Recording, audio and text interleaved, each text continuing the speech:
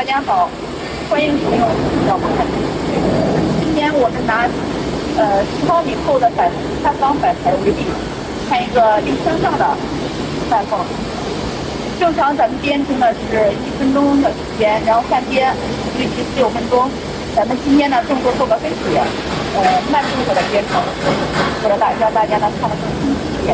首先呢，我们按住后面的拉板开关，按2下复位键。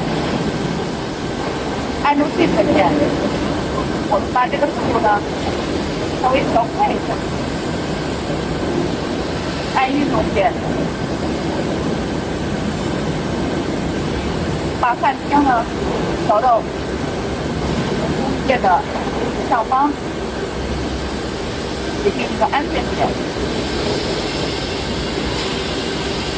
定向上焊是后板的定向，后板的定向呢一般从下往上焊。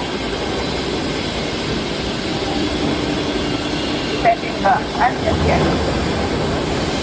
离中间较近的位置呢，就稍微放慢一点。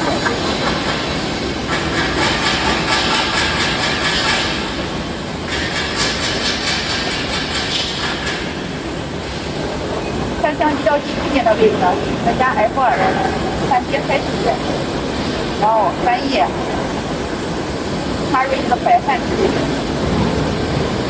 这第二个定向摆焊，然后第二个摆焊条件，第二个摆焊条件呢是摆动的频率是0.6，振幅呢是5.5，左右出6呢是0.5。电流是130度，电压呢是动尺度的电压，然后速度呢是每分钟5.5。好，编程完毕，我们现在开始焊接，把橡皮泥打出焊接。